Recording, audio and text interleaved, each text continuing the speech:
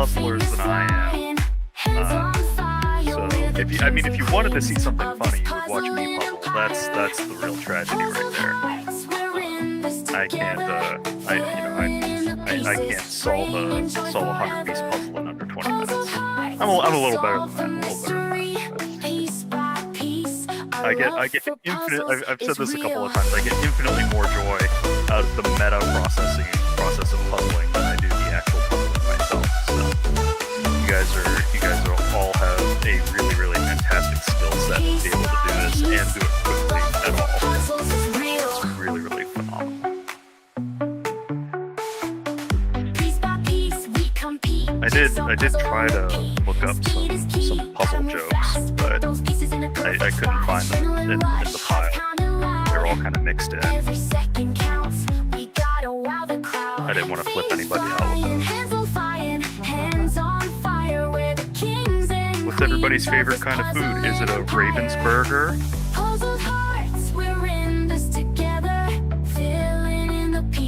Just so you know, Andrea, your hatred of those and the like exasperated sigh, that just gives me more energy. It makes me more powerful. Like the exasperated sigh is what gives people that tell bad puns their power. Little known fact.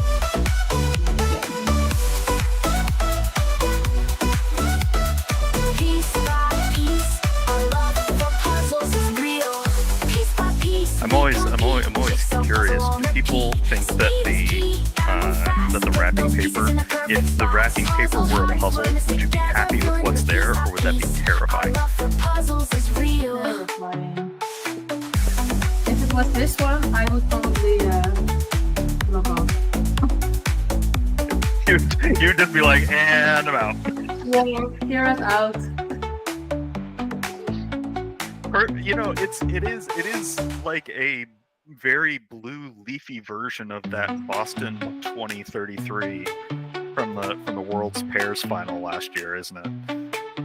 Just a little wacky, a little repetitive all over the place. Yeah, maybe it does the leaves have different shapes, so that's really like something to go on. But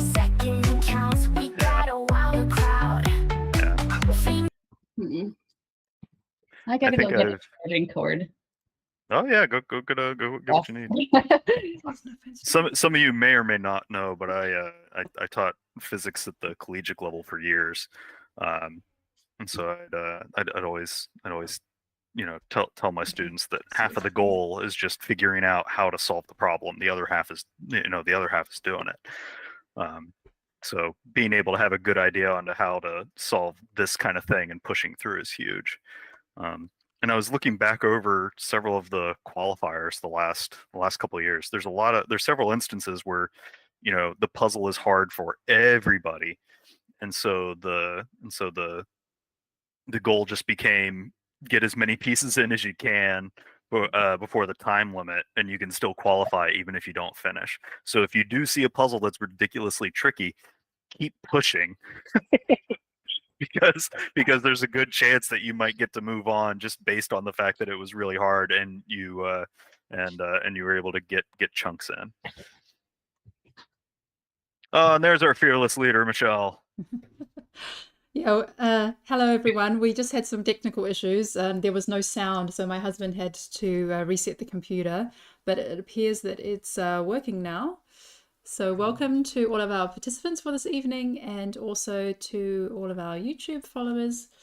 We also had an incident with the headphones. They accidentally got stepped on and the cable ripped out. So I'm just using some normal headphones today. It feels really weird. These are my husband's. I'm not used to wearing these ones. All right, so we're about 8 minutes out. Yeah, so I joined a bit late, so thanks Jim for getting it going. I'm just your warm-up set. Yeah, so so tonight's competition is Euro Jigsaw Jam number 22. The time limit is 2 hours. I just wanted to check some names. I have two people called Maita from Belgium, One registered with their name, the other one just as Maita. So could you just write in the chat your surname or an initial just so we can tell you apart? And it's exciting. Tonight we have 4 teenagers participating. Oh man, are they going to riz up the competition? I hope. Is everybody going Well, to? one of Is them, everybody else going to go skibbity on this one? well, and one do of them has poorly? already been in the top 15 twice. So Oh that's man, exciting. And she did not leave Tria empty-handed. So she's got one of actually she's got 2 of the trophies. That's Franziska Treva from Germany. She's got 2 of the trophies, the little puzzle pals. oh man, the true puzzle rizzler. All right. I'm hip. I know what the kids say these days. I'm cool, right? All right. So yeah. So joining us tonight is Joanna. Would you like to introduce yourself? Yes, I'm here. Hello, everyone, and good luck before I forget to say that to all of you. Happy to be here again. It's my second time helping as a virtual assistant, and I'm from Wrocław, Poland, and I can't wait to see what puzzle will be here today, and I'm waiting for the worlds in about a week. Yeah. So how's your training going? Have you broken any records recently, or any times you're particularly happy with? I achieve under an hour on 2 models of puzzles, and I'm very happy with that because I at the beginning of the year I was saying, oh, I can't beat that 1 hour, hoping to get there, and it's finally here. Oh, congratulations.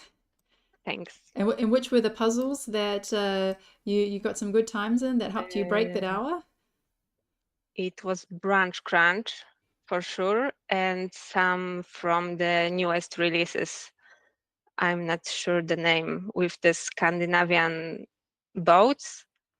Oh, boat houses in Smögen, Sweden. Yes, I think that was that. I've seen people posting really fast times on that. I've got that sitting there. I haven't done that one yet, but I've seen some people who have got their personal bests with that one just because you have all these colored houses lined up in neat rows and the boats, and then you've got like this walkway going through. So I think, yeah, that's definitely a fast one. Yeah, that's true. All right. Yeah, Jim, what are you looking forward to tonight? Oh my gosh, I'm looking forward to seeing so many different like top puzzlers in here, and the different strategies that they're all going to take to knock this thing out. Because this is the sort of like the other one that happened this past weekend. This is a precursor for Worlds, so I know everybody's trying to get their like last no look hop in training going. That this is one of the last like competitions where you can really feel that adrenaline before prelim rounds start next week. So I'm really excited to see how people handle the adrenaline and just really get going on this one. Yeah, no, that's yeah, it's exciting. This is the last solo competition before Worlds. We do have a pairs competition on Sunday, so that one's also pretty exciting. And that's going to wow! That's going to be our biggest pairs competition. So it keeps on growing. We're now at about almost 70 pairs, so that's going to be huge. Good gravy! I totally forgot about that. That's going to be fantastic to see. Yeah, so that will be Sunday at 10 a.m. Oh man. All right. Yeah, sorry. So I think it's time to yeah, so make sure you watch that one as well. That's yeah, the last one before Worlds, and then Monday I'm already flying out. When are you flying out, Joanna? Yeah, all set Monday. Also Monday. Yeah, and Jim, you can't make it, unfortunately. No, but I will be tapping up the live stream as much as possible the whole time. So you'll probably, if you hear a tiny little voice screaming off in the distance yelling "Go go go," it's probably me. Yeah, well, no, the live stream is going to be amazing. There's 2 live streams. Of course, there's the Spanish one as well as the English one. And yeah, there's like 40 hours of live streams. So If you can't make it to watch the live ones, there's plenty of YouTube to catch up on later. All right. Well, thanks very much, Joanna and Jim. Let's get ready to unwrap the puzzles. So yeah, we have 77 people connected right now. So I think everyone's there. All right, you can go ahead and unwrap the puzzle. The moment of truth. I'm so excited. What's it going to be? I would make drum roll noises, but it would sound strange if I did it. Just.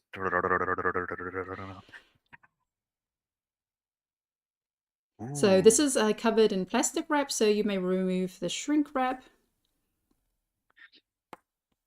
What's the name of this one, Michelle? This one is called Shaggy's Surf Shack. Can we open the back?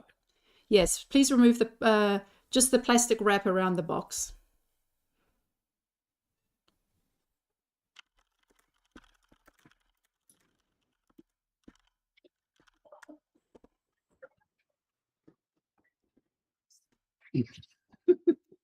Oh wow. This one's gonna be fun. Oh, this is gonna be really, really fun. I'm excited. Okay, so once you have removed I think everybody's removed the colorful paper, and when you have removed the plastic wrap, just place the puzzle right side up back in the middle of the table, and then we know that you're ready to go. Okay, we've just crossed 7 o'clock. Let's do a countdown in 5, 4, 3, 2, 1, go. Good luck, everybody. Good luck, puzzle. And already people are ripping the top of the boxes off, dumping the pieces. Andrea Pang, within just a few seconds, already has the bag underneath the table and is ready to roll. A couple extra ones that are in there. We see Kay and Zach are already starting to begin their flip. Reminder to those people watching, a lot of times you're looking to have your complete flip for a 500-piece puzzle, and whatever initial target that you're going to go for wrapped up in about 3 minutes or under. A lot of the top puzzlers, they're able to get the whole flip and all of their edges sorted just under that 3-minute timeline. Some folks will end up going for targets that aren't just the edge, and they'll pull those out. And so you might see a little bit of a difference there before people really start getting into puzzling proper. But that's sort of the targets that we'll see through here. And this is a really, really, really neat puzzle. I'm taking sort of a zoom in look at it. It's called Shaggy's Surf Shack from Bluebird Puzzle, and it is definitely surfable. I don't see a lot of Scooby-Doo references inside of this, so it's not Shaggy from that legacy, which is great. So let's take a closer look at the puzzle. It's a bit blurry. Okay, here we go. So this is a really fun puzzle. Just got a little bit of sky, a little bit of water, but very colorful, a lot going on. Nice busy details, lots of words and signs. Got lots of colorful patches. You've got stripy stairs, stripy chair, colorful towels, flip-flops. There's like a VW van in the background. And yeah, lots of like blow up. There's a blow up flamingo, a blow up shark, and an inflatable donut. So some really nice, fun, beachy details there. No, this is a really, really great puzzle because you have sort of you have a combination of a little bit of everything for everybody, right? You have spots where it's just classic sky that people can knock out. There's a little bit of water on one side that might be able to pull out, and then there's all sorts of individual elements that people are going to be able to see on the pieces, grab and build really quickly. So I would expect this to be a really, really fast puzzle just looking at the image alone. There's words, there's several different words all over the place. So if people are good with figuring out which way the letters are oriented, they can throw those down and create some anchor points and then build around there. This is going to be really, really fast. already coming up on 2:35, about a little under 3 minutes, and a lot of people are wrapping up their flip here. Teresa looks like she's going with a little bit of a rainbow spread over top and is pulling her edge. It looks like she's going mostly for the sky pieces early on into the middle there, and is building out. Teresa's one of the top puzzlers in the world. She's placed in the top, in the top 10 multiple times. Her and her pair partner won the whole thing back in 22. So she's definitely one to watch here. So tonight we're starting with the A at the beginning of the alphabet. A for Amka from Germany, Amy from the UK, Andrea from the US, Angela from Germany, so probably pronounced Angela, Arkadius from Poland, and Astrid from Denmark. Astrid, one of the other top puzzlers. Andrea Pang is placed in the top 5 as a soloist at Worlds last year. This is going to be really, really fantastic. Andrea already getting that top corner squared away of the sky and is blitzing through. She typically does the whole border first and then uses a pick and place strategy throughout. Amy Walters looking really strong there. This is going to be fun. So now we have Eileen from Argentina, Barbara from Austria, Bibi from Denmark, and Chiara from Italy. All right. So looks like Chiara, so Chiara is at her parents' house today. That's why she has an unfamiliar background. Today she has an orange table. She's not at her black table in her kitchen. So we can see Andrea has got her border going. Chiara is also starting to build. She's pulled out a red line. So there's a surfboard in the middle of the at the top of the shack with some words on it. It looks like she's starting there. It's in the shape of a surfboard. Yeah, so there's multiple surfboards in this image. Yeah, and it's there's always a trade-off between jumping for what your eye sees immediately that might be a good pick versus something that might be a little bit too small. Early on, really whatever you're getting together is going to be great. But sometimes where things get a little bit easy in the middle, it's hard to figure out, do I have everything right around here to create those joins? So I always get really excited when people go off the beaten path a little bit and do these patchwork, this patchwork kind of thing as they're building through. It's really, really neat. Yeah, so Barbara is also working on the border, putting together the sky. So the sky is actually really skinny. I did this puzzle this afternoon, and the sky is only like maximum 3 rows. So once you've done the top row of the border of the sky, like there's not much left to do. And that's really, really important to know as people go into Worlds. Being able to estimate how large certain regions are really gives you a leg up on, do I have enough pieces? Is this too big to work on right now? So being able to look at that image and right away go, this is maybe, only 2 or 3 lines versus this could be just one, and underpulling is really, really big. It's a huge leg up. Here's Daniela from Germany, Dirk from Germany, Edith from the USA, and Ekaterina from Russia. So tonight we actually have 4 Americans participating. And it's kind of exciting for them. We mentioned this earlier, but this is one of the times where they're not competing at like 4 a.m. or 1 in the morning. So they're pretty jazzed to be on to not be jet lagged on this one. And we could see that might be playing to some of their strengths. Andrea Pang almost wrapped up with the edge here. That's about 86 pieces for a 500-piece puzzle. And usually, if you're going to do the edge early, you want to have that knocked out within the first 7 or 8 minutes, less if possible, if it's a really good one. And Andrea seems to be on really, really good pace for that as we're going through. We can also see E. Lewis there doing a little bit of sorting ahead, sort of making regions of things that they're going to work on. Really, really fantastic.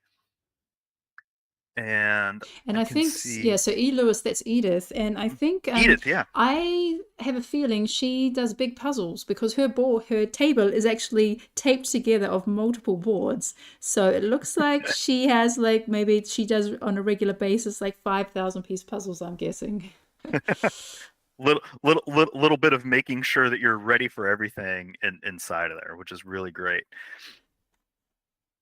Daniela doing a really off to a solid start here, doing a little bit of pick and place, figuring out what to iron out on. And Dirk over here almost has that sky edge locked and loaded and ready to build down from there. Katarina has that full top edge and is building down, has a few other pieces placed, not necessarily all the way together. Really, really cool seeing the different strategies. I always like watching people's hands here. Are they using only only their thumb and one finger? Or are they using two? Are they sort of crabbing it and using their whole hand? All the different hand modalities is really, really cool. So we also have Elisa from Belgium. Now she also came to Trier. She's one of the teenagers, and she received a prize for pairs, for junior pairs, and also for junior solo. So she's up and coming talent, and she's also part of the Belgium team that came 7th at the Belgium Championship. And it looks like there's a whole extra puzzle on Elisa's side there. I don't know if there's another person puzzling across from her, or if that's one that's just being worked on. No, that's her mum, Carolyn. Carolyn is also participating tonight, so that's fun. They puzzle together, so mum and daughter are on the same team. Fantastic. Yeah. So we also have Emilia Kohonen from Finland, Eric from the Netherlands, and Eveli from Estonia. Eveli off to a good start here, sort of doing that patchwork style. Eric, the not so speedy speed puzzler, is doing what he can to ignore me. We've talked about this before. Some people put headphones in and they don't listen to the commentary as they're going, which is good practice at Worlds, having something to put your blinders on and keep going. It looks like he's doing that island strategy of building anchor points and then going around there, sort of building out of the chaos. And Amelia looks like she's working on the border edge and has some of that blue sky sorted out and might go in and make that the next target. Yeah, so in the bottom left-hand corner, there's a yellow patch. So there's a yellow bodyboard with 2 dolphins on it, and just behind it are an orange, green, and blue board. So that's like a really nice, colorful chunk. And I can see that Eric has already built that out in the bottom left-hand corner. Yeah, this is definitely one where there's a lot of good options on which ways to approach this entire puzzle. So yeah, and I'm you can already curious. Yeah, go ahead. sorry, you can already see on Everly's that she's just off to the side next to her puzzle box. There's already like a red surfboard has already been filled out. It says "Ride the Waves" on that red surfboard. Yeah, being able to get those anchor points in is going to be absolutely huge here. And picking out good ones. You know, there's a little bit of a there's like that big yellow step somewhere in the middle, or it's like a little cape sitting over things. That could be a good one that I could see people going for and using as an anchor to build out around there. Yeah, this is really fantastic, and it looks like Amelia's starting in on the rest of that sky. So here's Franziska from Germany, Freya from Denmark, Graham from the UK, Hannah from Finland, and so Hannah L from Finland and Hannah G from the UK. All righty, we have a people in the YouTube chat. Feel free to jump in. Sandra thinks there could be a sub 35 time in here. I think there's a good chance of that. There's some people that are really blitzing this right away. Franziska is doing that whole edge, seems to have a couple of islands set up, those red words squared away. Graham doing a really good job, has the sky set up and is finishing up some of that edge. Astrid's doing a great job here. Freya is going for some of that purple wording and has chunks of the sky ironed out. It's not fully complete, but it's one of those situations where enough of those blocks connected together can add up really quickly and make it where later on you can just drop pieces in rather rapidly because you don't have a whole lot to fill in. Hannah is looking really, really strong here, has most of the sky squared away, some of the bottom left of that surfboard, and has most of the edge together. And it looks like she's placed several pieces and is sunbursting a little bit from that from that red wording and is working up towards the sky to fill things in a little bit. Really off to a strong start there.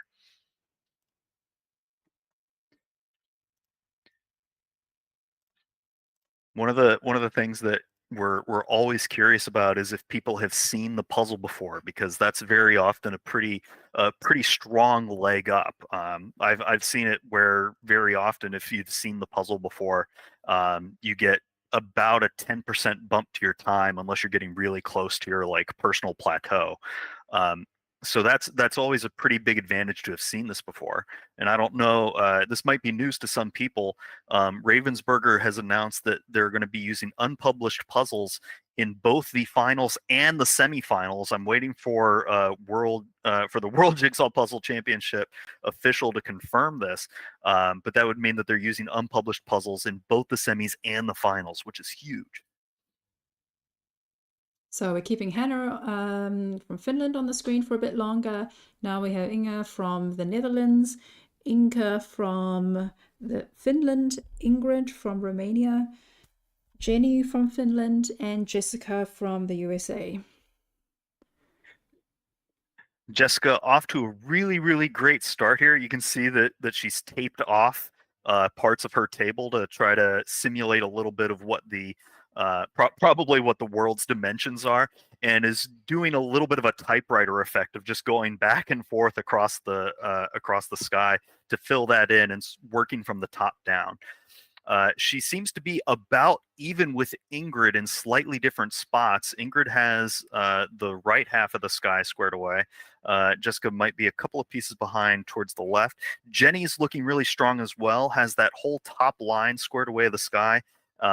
And has some of the side edge filled in, but not totally. And Inka isn't going for the edge almost at all, and is filling in from the middle out, and is creating all sorts of islands that'll probably get joined together over time.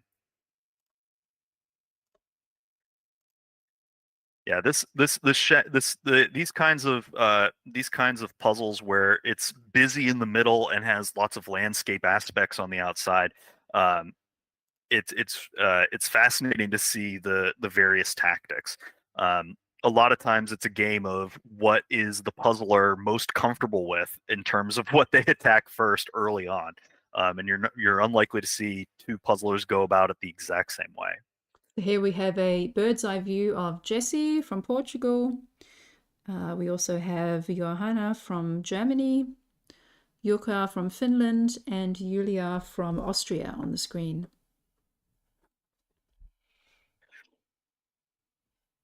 Julia doing a great job here, has almost the whole sky squared away, and that's going to be about a fifth of the puzzle is getting that whole sky knocked out and into the waters there, before the shack itself and that tree kicks off. Looking at Inga a little bit behind some of the other leaders, but does have most of the edge. The bottom corner is looking really good. Johanna is looking pretty strong, has the left edge. There's a little bit of a tilt inside of some of her inside of the top edge that she's working on, and it looks like Jukka there has almost the whole edge complete and is pulling the sky down towards where they can work on it a little bit piece by piece. Seems to be using a little bit of the Kristen method of almost one hand, one piece at a time, but is now picking up both hands, going a little bit quicker as time goes on. Really like Jesse's camera up in the top right there. We're using this huge sky view. That kind of table is always interesting to me because that speckling on there can either be a really good way to distinguish from some of the other pieces that are a little more flat, but might get caught up in some of the busier pieces. So we have Kira from Netherlands, Kati from Germany, Kirsten from Germany, so Kirsten G from Germany, Kirsten K.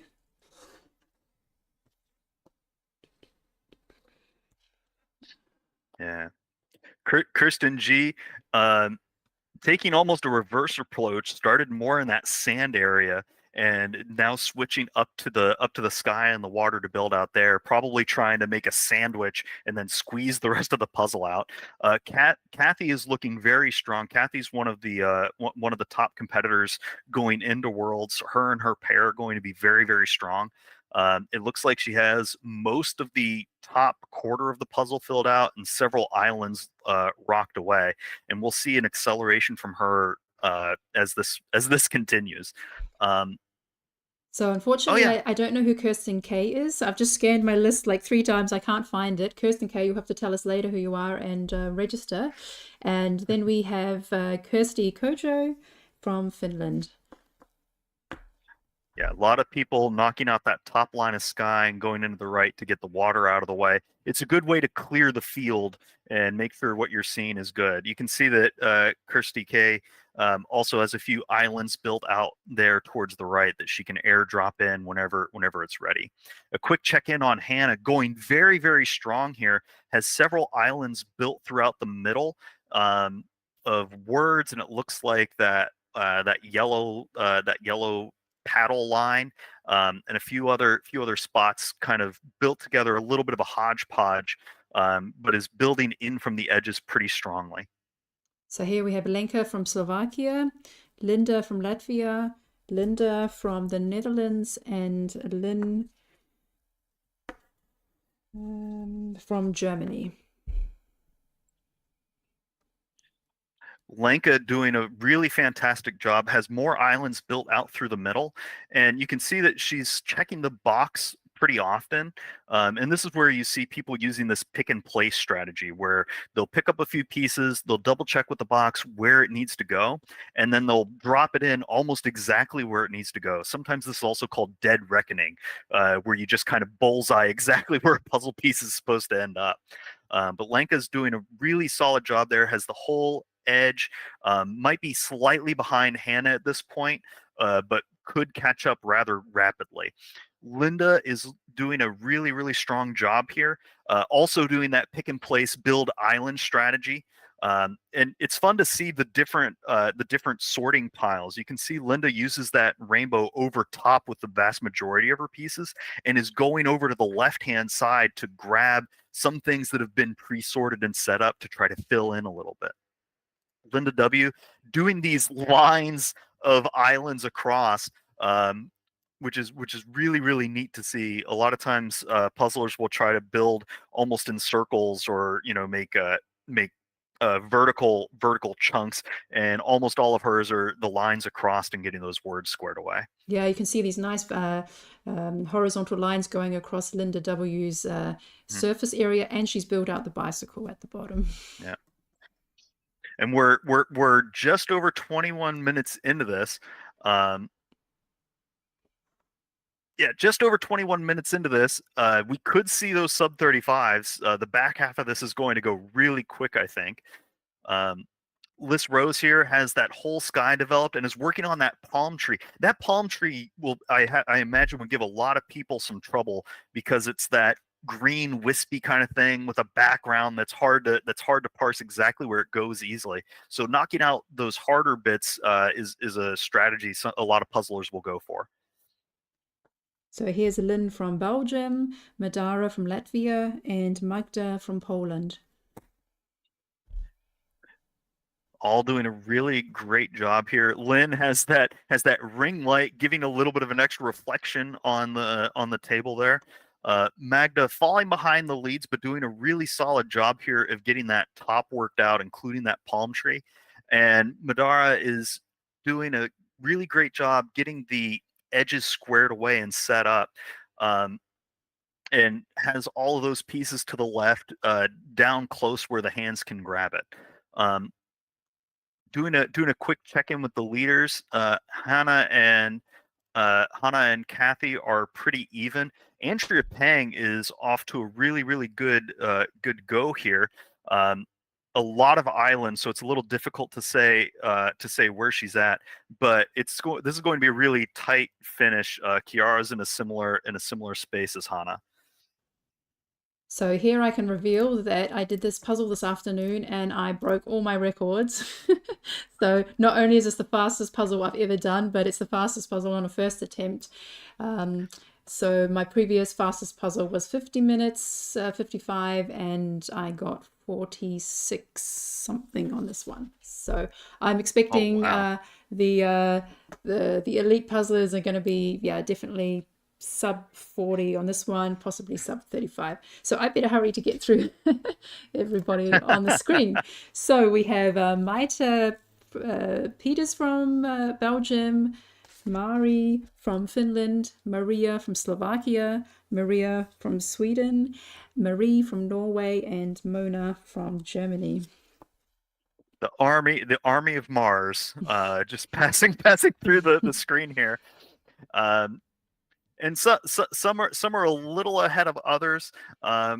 Mari can do some catching up here. Marie Niels has the full edge in that top, and it looks like Maria might have a cat inside of the box there. I think using a puzzle stand to be able to see that box clearly.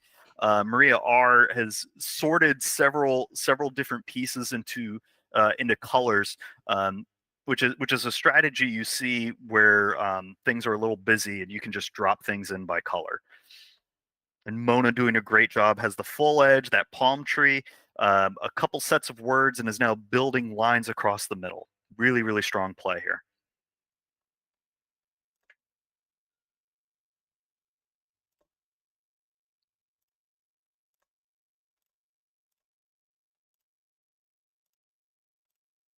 Oh man.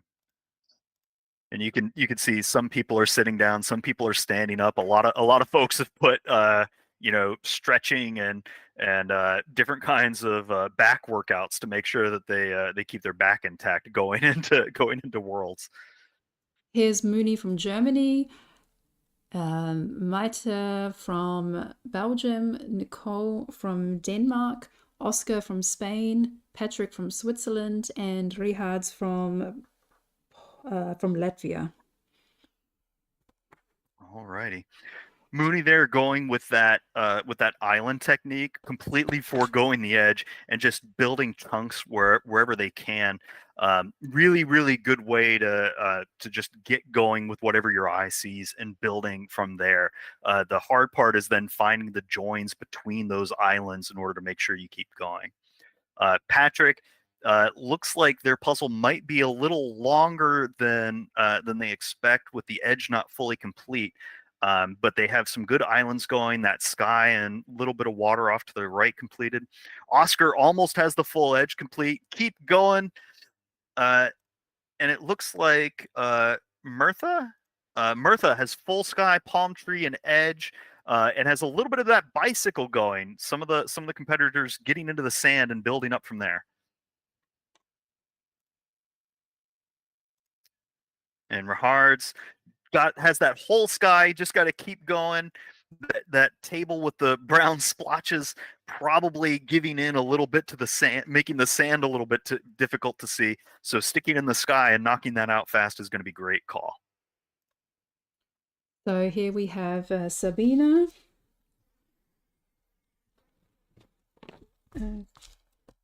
Can't find it at the moment where find her on my list. We also have Sana from Finland, Sarah from Sarah is not also not on my list, but I believe she's from Portugal. Simon Franks, it's actually Carolyn from Belgium, and then we have Smaranda from Romania. Sabina going for that inside out strategy, building islands, sorted some pieces here and there. Smaranda has that whole sky, water, and edge complete, now starting in on those middle.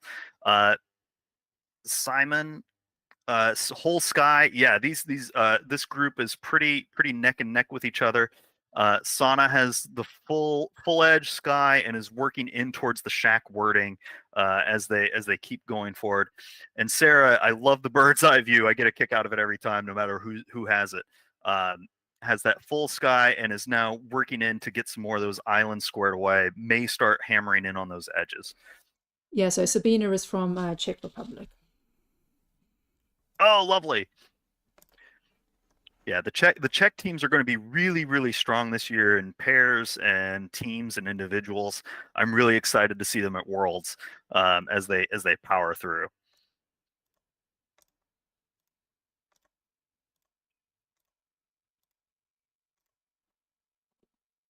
You can see everybody using the fingertips, trying to get pieces up just a little bit faster. So we're coming up to 28 minutes. We have Sophie from Denmark who's done, really a lot. So you can see almost like over halfway. Mm-hmm. Then we also have Stephanie from Austria, Steffi H from Germany, Susan from Finland, Susanna from the USA, and Teja from Finland. Yeah. Sophie's a very strong puzzler, is sort of working from the top down and is using little islands and then sunbursting out from those, sort of landing a spot and then expanding right away rather than just building several different islands all over the place.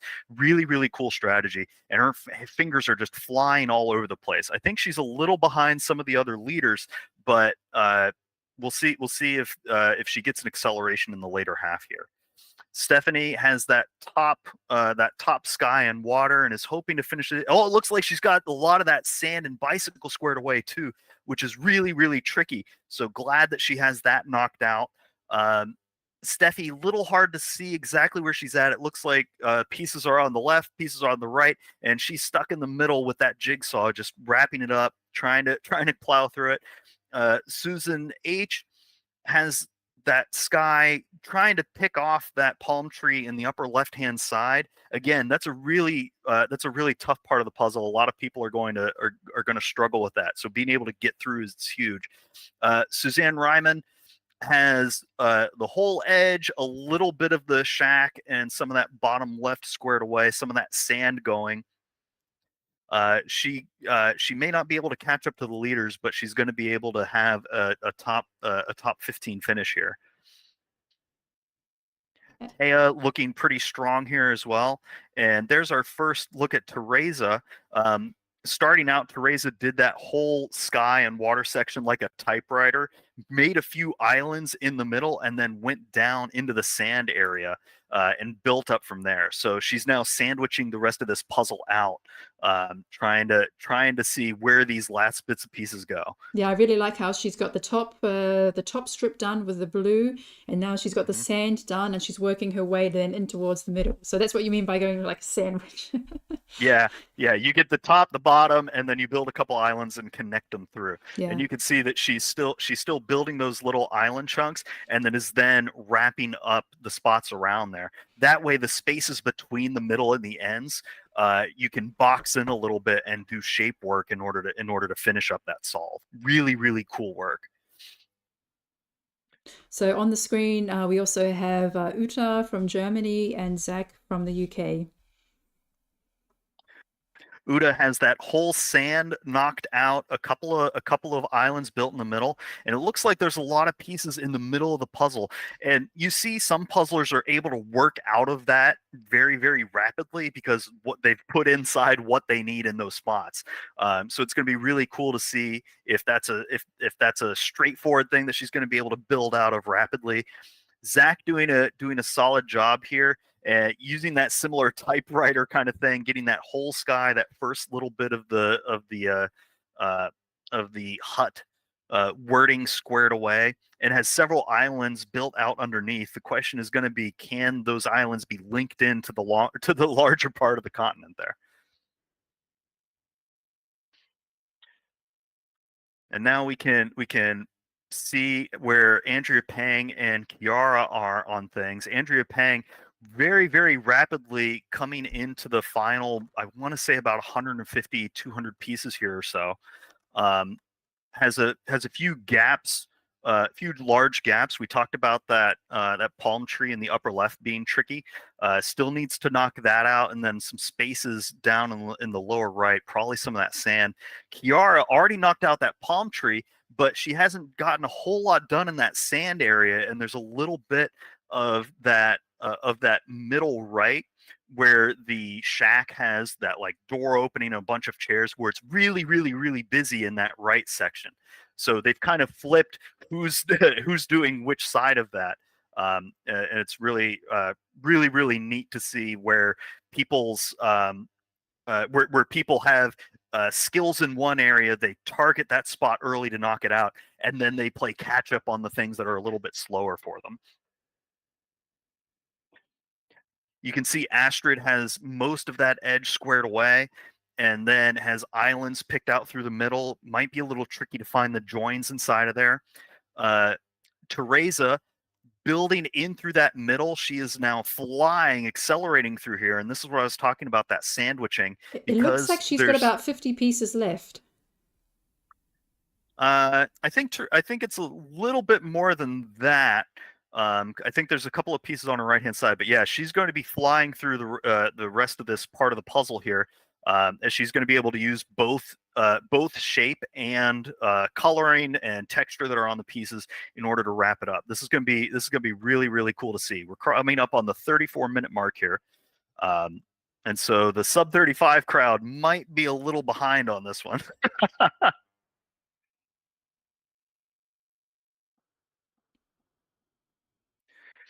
Oh, so Kati has 2/3 done. She's done she's built out the shack, has the sky, the palm trees, and now only has sand and a little section on the right to do. Yeah. Yeah, many puzzlers are like Anakin Skywalker when it comes to sand. They just hate it. It's coarse and rough, and it gets everywhere. And it's really wonky to see on the pieces because of the texture on there. But a lot of times there's little bits of colors or shadows that you can use to distinguish it a little bit as you go through. Andrea Pang, you can see on her screen, she has 2 sorting boards. She's sometimes called the smallest one her emotional support puzzle board sorter. So just in case of emergencies, you might see pieces go on there. Ingo coming into the close as well. Teresa looking really strong here. She's picking up pace, getting those last handfuls of pieces in. You'll notice that she's looking at the puzzle image less and less as time goes on. And that's because at this point, she already has what is on the image in her brain. And so she can just pick up a handful of pieces and go, okay, I know that this goes about in this spot, about over here, and then is then able to just grind it through rather rapidly. So it looks Inga like Hannah and Inga are at the same area. They only have the sand left to do. Although it looks Inga is slightly ahead. Yeah, Inga picking up the pace here. Sort of going one by one. You can see her having her left hand loaded with several pieces, tossing them over to her right, and then trying to get them in. Hannah slowing down a little bit, trying to figure out where some of these go. She has a little bit of a pile split, some on top, some to her right. Kathy falling a little bit behind here, unable to get that right-hand side of the shed squared away. That really busy part catching up to her a little bit here. Lenka doing a really good job, has patches of middle in order to wrap up. And Linda is doing a really, really cool job. You can see that rainbow spread over the top, but it's really going to come down, I think, here to Inga and Teresa and Hannah here. I think Teresa might have the edge. Hannah has already sorted her sand and some of those other pieces that might go into the shed here. Hannah's looking really strong, gets another handful of pieces to try to drop in. You can see she's almost holds her left hand up like just tossing the pieces out one by one. Andrea Pang trying to catch up over here, has several sky pieces remaining and that bit of palm tree to knock out and some in the middle. Teresa working on that right-hand side of the shed, trying to get the rest of that in. Inga trying to finish up the sand. They are maybe both about 25, 30 pieces away here. This could be really close. Kiara falling behind some of the other leaders. I think that busy part may have gotten to her. Kathy using the box itself to tilt the image up so she doesn't have to hunch over in order to see it. We're coming in on probably the last minute and a half here before we have a finisher. We can see Kathy twirling the pieces in her right hand, trying to get them away. Hannah makes a big shift, pulls the puzzle box closer to her so she can see it, and slides those sand pieces around so she has a real easy time and access on those. Smart move in order to make sure that you have access and speed going right away. Teresa trying to get the rest of this middle squared up. It might be that it's a little too patchy and she's losing time going back and forth. Inga wrapping up on the sand as well as Hannah. This could be a real close one here coming into the last couple of pieces. They're both going neck and neck. Kathy trying to get those edges in. Teresa trying to go for that right-hand side of the shed. It's going to come down to the sand. I think Hannah and Inga have this one. Going one piece at a time. Hannah picking up speed, trying to force fit these one at a time, just brute forcing that piece, missing once, missing twice, getting it in, handfuls in. Inga has only a couple. She's sort of picking one up, not sure whether to drop it down, picks it back up, sort of circles around like a buzzard in order to get it into the spot. This is really, really cool. Hannah gets another one in, one more. It's like a typewriter, just dropping one in, one after another. Inga coming in. Teresa has a handful more in order to knock out, but this might be between Hannah and Inga. I think we only have a couple more pieces going in there. Hannah has last piece in, and she's going to be able to hit the done sign just shortly. There it is. Fantastic. So Hannah won. I think you're a bit on the delay there. Oh, no. So Hannah, congratulations. So first was Hannah, second Teresa, third Inga, all in the same minute. Well done. That was really close. Fantastic. Absolutely well done on that one. So on my timestamp for 39 minutes, Hannah, Teresa, Inga. So it's going to be interesting to see how many seconds apart they were. But well done. A really close finish. Oh, well done, everybody. Yeah, take a deep breath, put your head down for a second, let the adrenaline just fly through you. Everybody else that hasn't finished yet, I would take another hit of adrenaline. Use this as the go sign. You still got to finish. There's the top 5 that's still in here. We can see Andrea and Kathy still pushing hard, trying to get those last bits in. Andrea shifting over into the sand, trying to knock out that really, really tough grind inside of there. Kiara moving through.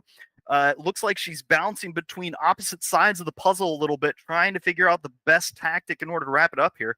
And Kathy, sort of an awkward spread here where a lot of the puzzle that she needs to wrap up is on the right-hand side and down, and all of her pieces are over on the left. So might lose a little bit of time bouncing back and forth trying to wrap those up. Sophie doing a really, really solid job here. It looks like she's really going from top to bottom, not even really focusing on that bottom part of the sand until she absolutely has to, trying to knock out that palm tree in the upper left here. Amka doing a great job and is filling out the middle and is doing a great job little by little piling through. And you can see some people have the piece on top, some on bottom.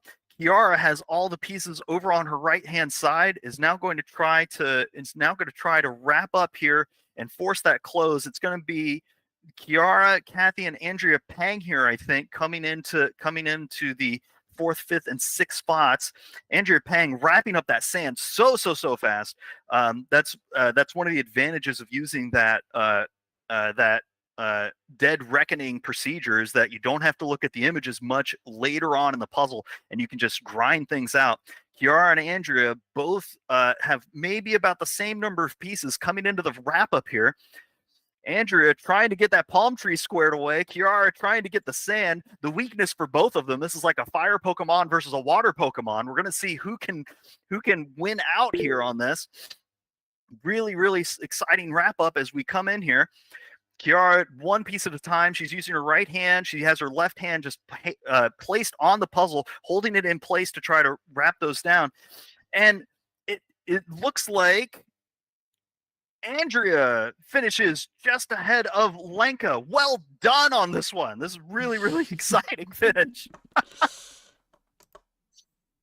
All right, so we have at 39 minutes. It was Hannah, Teresa and Inga. And we just had at 42 minutes, Andrea and Lenka. Very, very, very well done. And there's Kiara finishing as well. And Kiara takes 6th place. Well done. That's an exciting finish to the top 6. But for everybody else, the top 10 is still there. There's four more places to go. So keep pushing. I know this. It always ends up feeling like, oh, other people have finished ahead of me. So why I can take the gas off. No, this is when you got to put that extra bit of gas on. This could be one of the qualifying rounds. This could be the semifinals. You want to make sure you're getting into that next round. So make sure that you're still pushing. Don't let up yet. Sophie moving around rapidly, trying to get those last handfuls of pieces in. Kathy, she may be our next finisher in here, getting that sand worked out. And a little bit of that right-hand side of the shack squared away as well. Yeah, that right-hand side of the shack is going to be trouble for a lot of people. It's probably where you have the most pieces that have the least amount of chunks on them. Like each individual piece is going to have 1, maybe 2 elements on it. And so it's really, really difficult to be like, okay, I'm going to work on this beach ball, and the beach ball is a piece and maybe like the tiny little lip of another one. So that's where things get really, really busy inside of that area. And you'll see slow down there for people who struggle with busy parts of puzzles versus like the sky or some of that sand where you can do a lot more shape work. So Kati's about to finish. 6 pieces left. Go, Kathy, go! Finish strong. After the like 40-minute mark, after 35 minutes, 40 minutes, people start to feel the lag coming in, a little tired, their arms and back might start hurting.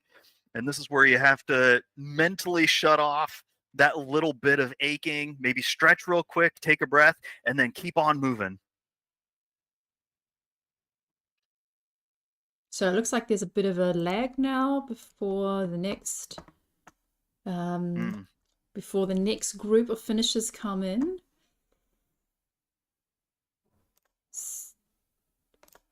So Kati finished in 7th place. Well done. Fantastic. Congratulations. I'm just going to check in on the teenagers. On the youngins.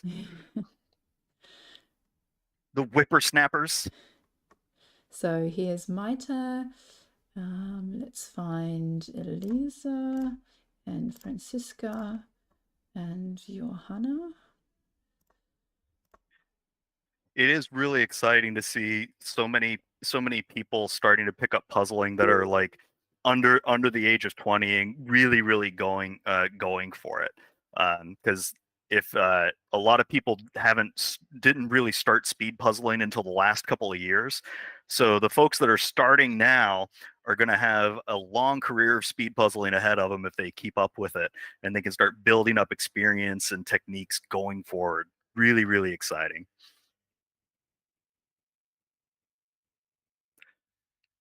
Sophie with that big push of pieces down in order to reach them easier so she can work on the bottom part of that puzzle.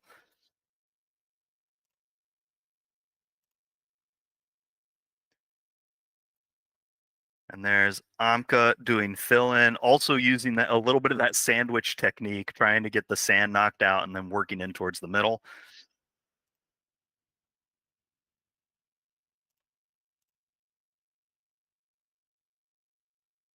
Really exciting here. We're coming up on about 47 minutes here shortly. And this is where you start seeing probably the next wave of finishers coming in. At Worlds, you would expect there to be a lot of well, not a lot of, but I should say probably top 10, top 5 finishes that are going to be sub 40, and then a big push around 42, and then this will be the next range, around 47 minutes or so for the next round of folks. So it's going to be really, really tight at Worlds this year. So make sure that you keep pushing, no matter how many other people you hear finish ahead of you or behind you, or if like Alice Rowe, you don't even realize people have finished or not finished at all until you're done. All right, just put your blinders on and keep on moving. So Kati just wrote in the comments that the sun set too early, so she was puzzling in the dark. I also see that Smarunda is next to a window, but the light has gone, so she also has a bit of shadow on hers, unfortunately.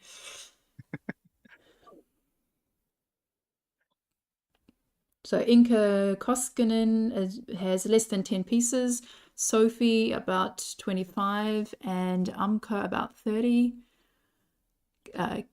Kira Mullikins, about 20 pieces left. You just got to keep going. Those last handful always feel like a slog at this point. If you just rotate it in your hand, fail faster. That's one of the things I always tell people. If it's a brute force, don't just set it down and be like, okay, that one was wrong. Go quicker, right? Use that push. And Inka finishes. Well done. Well done, Inka. Oh, sorry, we missed Mona. Oh, Mona finished. I'm sorry, I didn't see it. Yeah, we missed that one. Congratulations, Mona snuck in under the radar and has a top 10 finish.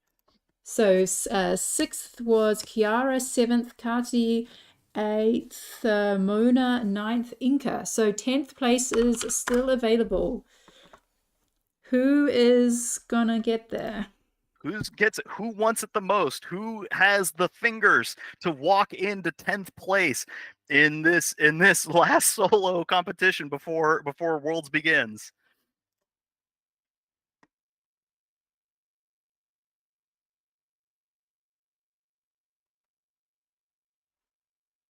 Sophie looking really, really strong here, trying to push those last couple of pieces in. Just got to keep moving. Oh, wow. No, this is a really, really exciting finish here as we come in, closing up on the 50-minute. Are we going to be able to, is Sophie going to be able to keep this one under 50 minutes?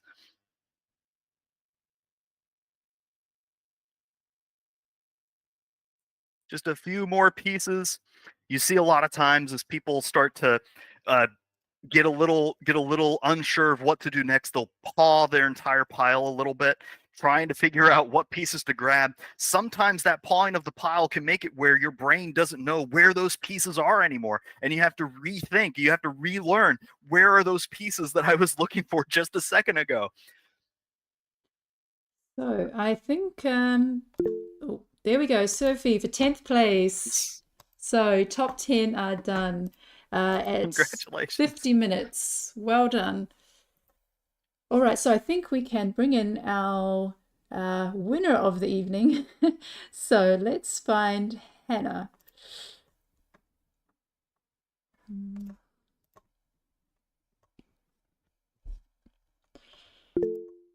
Oh, and Yulia. Hello. Hello. Sorry, I'm just going to find the Yulia. She just did. There we go, Yulia. Well done. Yulia takes 11th. And Patrick. And Patrick comes in. Congratulations. There we go. Being able to keep this under 55 is phenomenal. This is really, really well done, everybody. Keep pushing. Hi, Hannah. How's it going? It was fun. An amazing feeling because I won the first Euro Jigsaw Jam, and this was the last one, solo one for me, and for everyone before Worlds. So this was a great last individual before my first ever live competition. Oh, so Worlds is going to be your first live one. So yes. does this are you planning on closing the book on virtual competitions, or is this just like part one of a series in your speed puzzling career? I don't know yet. Most likely it's part of the series. My family is telling me that I should stop for at least some time because I have been practicing so much. And I feel them. I feel it too. So I will stick back to slow puzzling for some time. maybe take a little breather after Worlds and Yes. then hop back into it. Yes. Yeah. It's always good to avoid burnout. How much have you been practicing? A lot.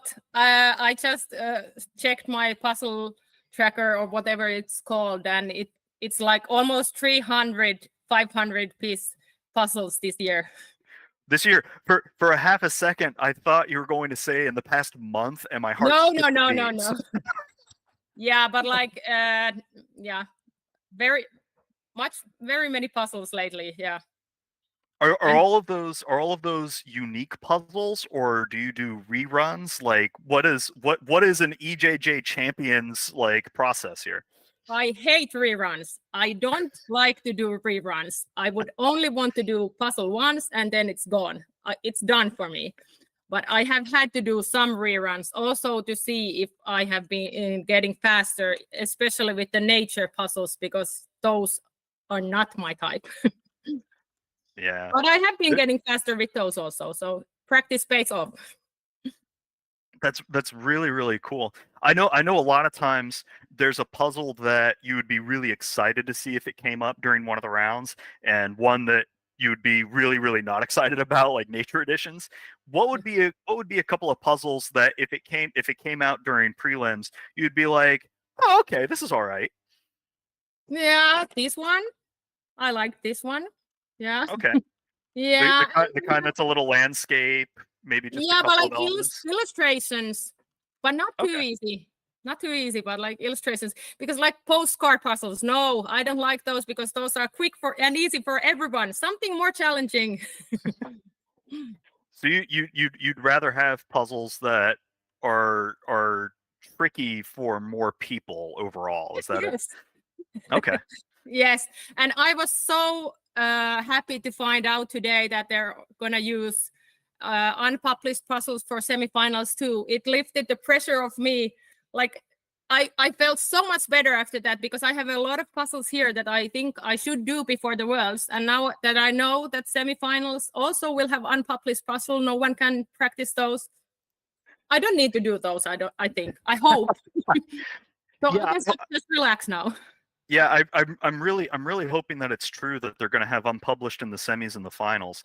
Yeah. Because it really levels the playing field for everybody that's competing, rather than somebody that has access to 300-400 puzzles and may have seen it before, right? It really makes it a thing of who's puzzling on the day. Do you swap puzzles after you do them, or do you? Yeah, I do. Yeah, some of them, but these 500 puzzles, I'm keeping most of them because if I do this again next year, I will have some material to practice with. Those are not undone, but I forget the puzzles quite quickly. So I don't think it's after months. It's not.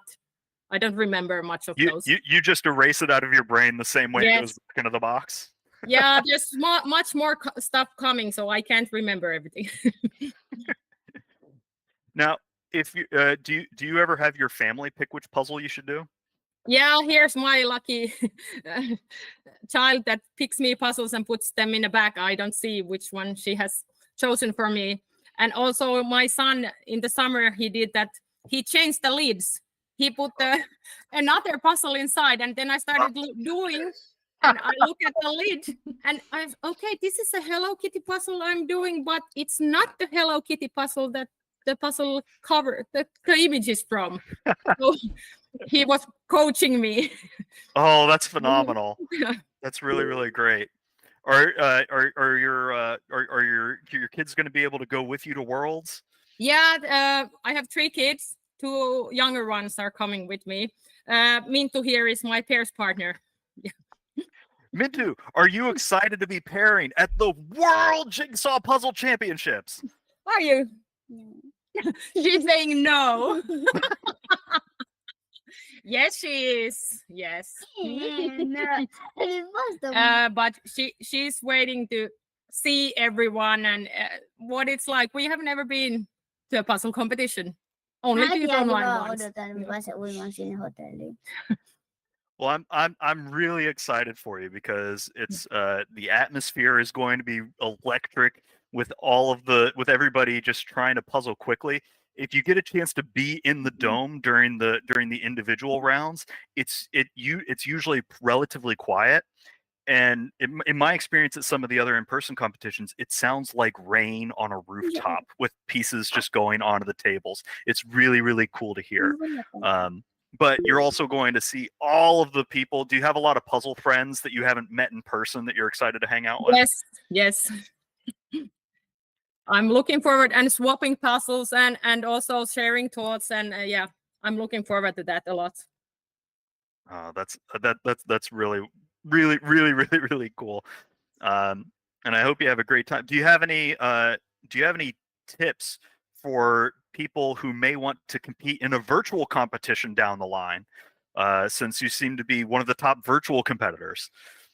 Well, I think my method is to practice a lot. And also, these two recent competitions, I have been listening to the music at the same time I'm puzzling, because that's what I normally do. Like the kids are running around the house, so I have to listen to the music all the time. But previously in these competitions, I listened to your commentary, and it is fantastic. I love your commentary, but I can't concentrate on the puzzle that well when I'm listening to you. I want to hear what you're saying. So maybe everyone should try out different styles, like with music, listening to your commentary in silence. Yeah, Whatever suits you best. I always encourage people to ignore me every chance they get, because I know. No, I'm just kidding. No, thank you very much. That's really cool. What do you and your daughter listen to music at the same time whenever you're pairs practicing? We haven't been pairs practicing because she likes dance and I like puzzling. So she just tags along with me. But she has been in the spring we practiced and we didn't listen to the music. We just discussed yesterday that we are not going to listen to music. We're going to chat with each other. Yes. In a pinch, you can always sing to each other and dance that way. Yeah, I've done that with my partner. In the rules, they say that you shouldn't dance. Maybe you can dance, but singing, at least out loud, is not recommended in the rules. Well, singing too loudly, yeah. Yeah. Well, I'm really excited for you both. And Mintu, is that your name? Yes. Thank you for letting us borrow your mom for a little while, because she's absolutely fantastic to watch and is just an inspiration for a lot of the other puzzlers. So I know you're excited to have her back, but we really appreciate you letting us borrow her for a little bit. Yeah, I've been telling my family it's only next week, and then I will get back to most normal duties I do around the house. And then I will pick her up from her dance lesson. Now I'm just telling her, take a bus. I'm puzzling. Oh, that's really, really lovely. Well, thank you for hanging out for a little bit. We'll let you guys get back to your rest of the day. But congratulations on a huge win, and good luck at Worlds next week. Thank you. See you there. It was great competition. Thank you. Thanks, Hannah. Thanks, Mitu. Bye. Oh, that's really, really lovely. Thank you. Yeah, there's a lot of puzzlers that have been putting extra hours in the last several weeks, and my heart goes out to the significant others of puzzlers that lose their partners for a little while to the puzzling world. But it's all in fun. Everybody's having a really, really great time, and I'm just excited to see everybody come together for it. All right, so I think it's time to call in our second place winner of the evening. Let's see if Teresa is still there. Hi, Teresa. Hi, Michelle. Hi, Jim. Hi, Teresa. Congratulations on a great finish. It was a surprise. What was surprising about it? I didn't expect it that I could place second, because I have a hard time this in these days I'm not good as I was days before. So I'm happy that I am second. And is it close or not? With Hannah? Oh, it was very, very close. I think everybody, you all completed within the same like 30, 45 seconds, something like that. We'll get the official times and check down the line, but it was very, very close. Yeah, and No, your you did. commentary was absolutely amazing. It was like on some horse ridings or something like this. I was shaking, my heart was beating. It was Well, amazing. thank you very much. But your puzzling was amazing, right? you. Being able to get that many pieces in that quickly is just phenomenal. Had you seen this puzzle before? No, but I like it very much. It's colorful and it's nice. But maybe it would be better if it will another brand than Bluebird. Oh, or you don't not into Bluebird that much? Mm, maybe I have more like in other brands than Bluebird. That's totally fair. There's some people that really get into the different piece feel on puzzles. yeah. Like some like them that are a little more plasticky, some like them with a little more crunch. Yeah. What kind of feel do you lean towards in puzzles? I'm not sure if my vocabulary is so good to explain it. I Well, don't know how I to guess say what kind of brand do you tend to gravitate towards that has the feel that you like? I like very much Heje Mm. puzzle, Piacnik, and Ravensburger also. And No, maybe that's it. These that's three really maybe cool. more. Yeah. And the Heya pieces are interesting because the way that it's cut, it doesn't seem like the interlocks are really, really sharp. All of them are rounded a little bit. And that's kind of interesting to me. I'm not sure if it's my favorite like feel, but I'm glad you get a kick out of it.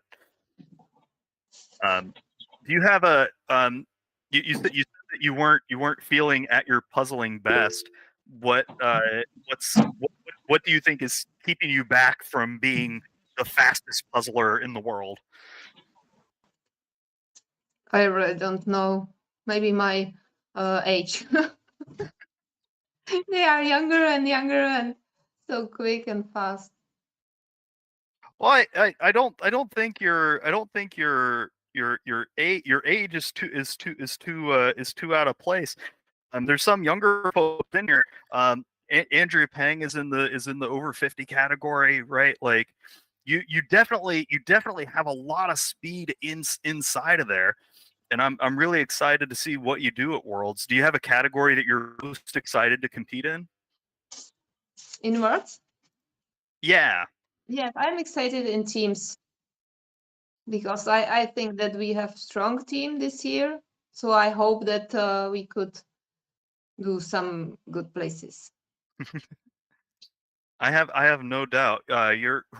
Remind me who all is on your team again? It's Marketa. Mm-hmm. She was third last year. And also Jana and Katka. Katka was my pair in 2022 and we were first. And Jana is the winner of 2019 championships. That's a really stacked team. That's Yes, really I hope so. exciting. Do you guys get together a lot to practice? No, only me, Marketa, and Katka because we are all living near of us. But Jana is 200 kilometers away, so we met only in 3 and try to train. That's still having 3 people being able to work together is still really, really exciting. Do you tend to do a lot of back-to-back 1000s to prepare for the event, or do you kind of just pull a puzzle off the shelf and knock it out? Once more, please. How do you practice? Do you practice the way that the event will be, where you get like 2 1,000 puzzles and just do them back to back, or do you do them one at a time when you're practicing? When we practice as a team, Mhm. we just take some 1,000 pieces puzzles and try to make it best. Is there anything that you think that your team is particularly strong on, that if a puzzle comes out, you guys would just crush? I don't know. Can you tell us your team name and why you chose that name? The name Puzzle Queens, Czech Puzzle Queens? Mhm. Because I think that we are a queens because we all have a gold medal from the championships before. Okay, so and how did the others get the gold medal? So can you tell us in which competition? So who gets a gold medal? Was that for first place, or did they give Yeah, medals before? all of us, we have first place. Jana was the first on 2019. She was champion. And me and Katka, we were first on pairs in 2022. And last year, me and Marketa were first on the team. Oh, wow. Okay. So that's a really that's a golden team. So yes, you can call yourself queens, puzzle queens. It's a well-deserved name. No, it's really, really fascinating. How did you all find each other? Maybe in some another Czech little competitions. Because we are small small republic. Small country, thank you. There's my daughter. She helps me in English. Does she like to speed puzzle too? No, sometimes she put some puzzle and make it, but just for enjoy it, not for speed puzzling. And are you traveling by yourself to the Worlds, or are any family members joining you? No, only with the another speed puzzle. My family will stay at home and the kids will go to school. My husband will go to a job and I have vacation. Yeah, no, I think definitely the Czech ladies are really exciting speed puzzlers to watch. I remember last year you all had your green t-shirts. Oh, you also have your green t-shirt on now. So Yes, I like it very much. I like the color. yes, you definitely stand out on the live streams, and yeah, no, it's going to be really exciting. I hope so. Yeah, and do you have a Czech pub association where you was participating in the world record attempt? Yes, some Czech girls try to make it Association of Czech Republic. So now we are registered in World Jigsaw Puzzle Federation and we can participate in Guinness attempt. That's really, really exciting. I know there's several other countries that are participating in the attempt. Do you see that Guinness attempt as an attempt to just beat the time, or are you looking at it as a race against some of the other countries? I'd like to beat the time, but I'm not sure if we could do it. I think that the Spanish team could beat it, but not we. But it's good training before all World Jigsaw Puzzle Championships. Well, I'm hoping that you guys do very, very well in it. I have no doubt that you'll do much better than you're saying. Sort of like today, where you thought you wouldn't do very well, and then you Thank come you. in and do a fantastic job. Thank you very much, Jim. No, it's really, really exciting to see you puzzle every time. Do you have an approach that you use with your team or individually whenever you see a puzzle? Like, is there a process that you use each time, or is every puzzle different? It depends on the puzzle. If there is some sky, we can. I can do sky. It's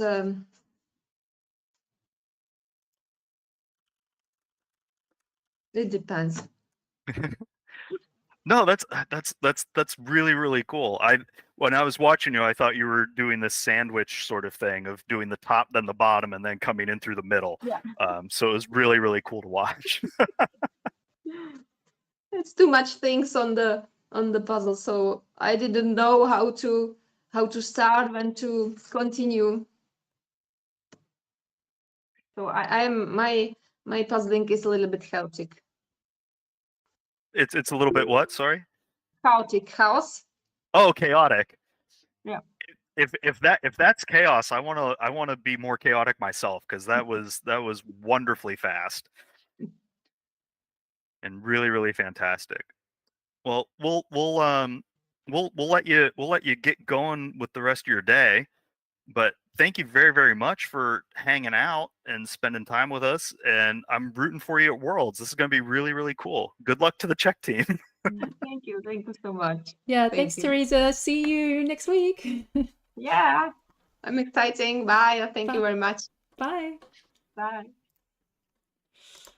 So we've now had 51 puzzlers finish. The time is 1 hour and 13 minutes.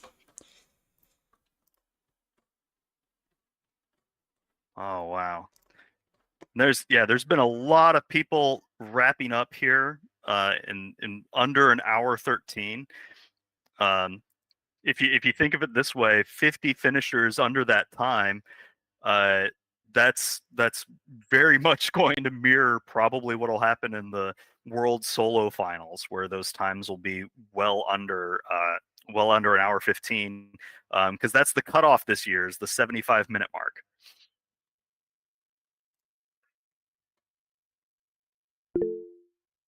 So for those of you who aren't wrapped up just yet, keep on pushing. This isn't the same. It's not the same Ravensburger puzzle or Ravensburger. So you're okay to keep on going after this point. But keep on pushing everybody, because it's really a thing of, if it's hard for you, it's hard for everybody. You can see Amy Waters almost finishing up here, trying to get those last handful of pieces in before the hour 15 mark. Dirk doing a great job. My day. Susan. Push, push, push, everybody. Let's go. Yes. Coming in on the last little bit. So let's bring in third place. So the first, second, and third were all in the same minute, possibly even closer, 45 seconds, 30 seconds. We'll have to wait till the official results come out. We can see the seconds. So third place is Inge Sinot from Netherlands.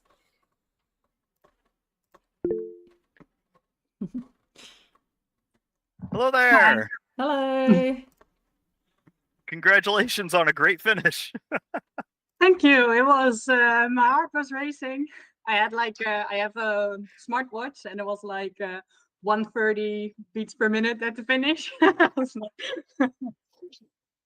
Did you feel your hands shaking going into the last several pieces? I think the shaking was kind of okay, but I had the stream on, and your commentary was so stressful. But I hear people who don't use the stream to not get distracted, but I'm using the stream to practice with distractions. So yeah. Yeah, no, there will be a lot of distractions at Worlds. I know there's going to be people talking. There's going to be folks off to the side. There's going to be camera people. What sort of distraction do you think might cause you the most trouble? Yeah, I think the most problem I have is usually just with the anxiety, but sometimes camera people can be very annoying when they get very, very close in your personal space. Or I also sometimes at competitions, you have people watching, and then you can hear them talking about what you're doing. Oh yeah. I don't know if that's the case at Worlds, but sometimes it's you hear them oh, they're doing okay, but this other thing. So it's basically like your commentary, only then a bit different. Yeah. Only a little more gossipy, kind of a. Yeah, exactly. What sort of strategies do you think about in order to try to get away from those distractions to help keep you focused? Yeah, I don't know. Sometimes I'm just in the zone, and then it's fine. I'm gonna bring earplugs or something. I'm not sure. But usually, like with teams and pairs category, it's important that you can still communicate with your team members. So it's like a balance to be able to talk but not get distracted by other people. Yeah. Yeah. So walk me through the process on the puzzle that you did today. Well, how did you approach this? So I always start with the flip and sort and just sort out the edge pieces and nothing else. Then I did the top edge and the sky that's attached to it, because it was pretty easy to sort it out, and then I can puzzle it when it's still right in front of me, and then it moves up, then it's further away. So it's nice to, if it's a really clear area, I like to do the top part first. Then I did the rest of the edge and just any color that jumped out at me. So I think I started with yellow, and then some of the text parts like the Shaggy surf shop at the top and the red letters, and then just whatever jumps out, I let this pieces speak to me. And then I sorted out some of the sand pieces for later, so I just moved them aside so that I could see the other pieces better. Yeah. No, that's and that's sort of what I was seeing was that sort of top do patchwork kind of thing. How do you what sort of strategies do you have to remind yourself to keep going faster even when you're in a really tough section?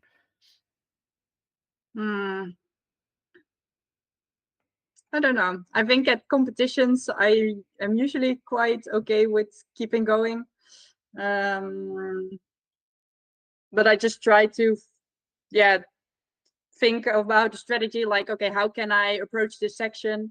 Sometimes I do a shape sort, and then it's just like, sometimes it's just try very fast. Like if you're gonna have to try anyway, then you should better do it fast at least, because then